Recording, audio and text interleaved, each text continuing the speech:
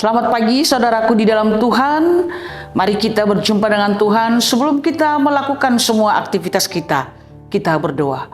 Kami bersyukur untuk kehidupan yang baru yang Tuhan masih percayakan kepada kami.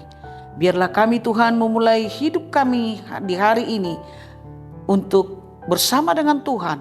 Maka kami akan mendengarkan firman-Mu. Berkatilah kami dan penuhilah kami dengan Roh Kudus-Mu. Di dalam nama Yesus kami telah berdoa. Amin. Saudara terkasih, firman Tuhan yang menyapa kita pada hari ini tertulis dalam Efesus 6 ayat 10. Demikian firman Tuhan. Akhirnya hendaklah kamu kuat di dalam Tuhan, di dalam kekuatan kuasa-Nya. Saudara, kita semua tahu bahwa hidup kita ini adalah perjuangan. Kita berjuang melawan kuasa iblis yang terus mengintai kita dari pagi hingga malam hingga pagi lagi. Dan hari ini kita harus kuat di dalam Tuhan. Paulus mengatakan kita harus kuat di dalam Tuhan supaya kita mampu melawan kuasa dan kekuatan si iblis. Sedikit pun kita tidak bisa lengah sebab iblis terus mengintai dan mencari siapa yang bisa dia telan. Di dalam 1 Petrus 5 ayat 8 sampai 9 dikatakan, sadarlah dan berjaga-jagalah, lawanmu si iblis berjalan berkeliling seperti singa untuk mencari yang bisa dia telan, dan dia harus kita lawan setiap hari. Itu bisa kita kalahkan hanya dengan bersandar kepada Yesus. Lawanlah iblis dengan iman yang teguh.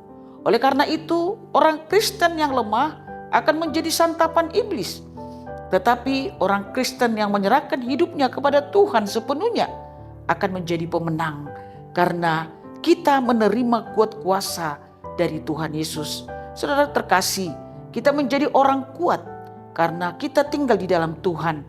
Tetapi ketika kita mengandalkan diri kita, maka kita akan terbatas untuk melawan kekuatan roh jahat dan roh iblis. Di dalam Matius 26 ayat 41 dikatakan juga, berjaga-jagalah dan berdoalah supaya kamu jangan jatuh ke dalam pencobaan. Roh memang penurut, tetapi daging kita lemah. Sesungguhnya tubuh kita ini lemah, saudara terkasih, dan tak mungkin kita menang melawan si iblis dan si jahat. Hanya dengan bersandar kepada Tuhan, maka kekuatan kita akan dimampukan melawan si jahat. Tidak akan menang ketika kita mengandalkan diri sendiri. Maka andalkanlah Tuhan. Itulah yang dikatakan oleh firman Tuhan hari ini. Mari kuat di dalam Tuhan supaya kita menang melawan kekuatan apapun di tengah-tengah dunia ini. Bagaimana supaya kita tetap kuat di dalam Tuhan? Yang pertama sekali, dekatlah selalu dengan Tuhan melalui doamu setiap hari. Mari kita andalkan doa kita, karena itu adalah senjata yang ampuh. Kita bisa berjumpa dengan Tuhan, meminta kekuatan dan menyerahkan hidup kita kepada Tuhan. Yang kedua, jangan andalkan diri, tetapi andalkanlah Tuhan. Dan yang ketiga, ketahuilah bahwa Tuhan yang kita miliki itu adalah Tuhan yang sangat besar, jauh lebih besar dari segala persoalan besar apapun di tengah-tengah kehidupan ini. Karena itu mari kita berjaga-jaga dan tetap berdoa. Ini sangat penting saudara terkasih. Yesuslah yang sanggup memberikan kekuatan dan kemenangan kepada kita.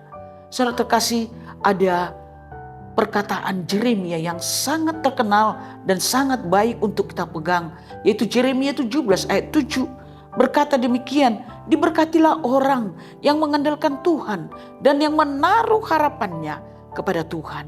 Hanya mereka yang menaruh harapannya kepada Tuhan diberkati oleh Tuhan. Dan saudara terkasih, yang menjadi pemenang adalah orang-orang yang mengambil seluruh perlengkapan senjata Allah sebagai kekuatan di dalam hidupnya. Itulah yang dikatakan oleh Paulus juga dalam Efesus 6 ayat 13 ini. Karena itu, ambillah seluruh perlengkapan senjata Allah supaya kamu dapat mengalahkan perlawanan pada hari yang jahat itu dan tetap berdiri sesudah kamu menyelesaikan segala sesuatu. Mari kita hidup sungguh-sungguh di dalam Tuhan. Kita dapat melawan iblis dan kita akan menjadi pemenang di dalam Tuhan Yesus. Kiranya Tuhan memberkati kita dan menyertai kita sepanjang hari ini. Apapun yang terjadi, andalkan Tuhan dan jalanlah bersama dengan Tuhan.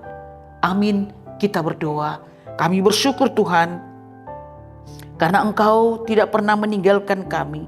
Ketika kami lemah, Engkau menguatkan kami. Ketika kami takut, Engkau meneguhkan kami.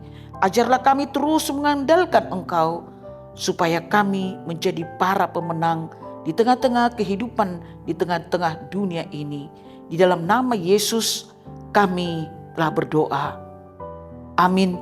Kasih karunia dari Tuhan Yesus Kristus, anugerah dari Allah Bapa, dan persekutuan Roh Kudus kiranya memberkati saudara sekalian.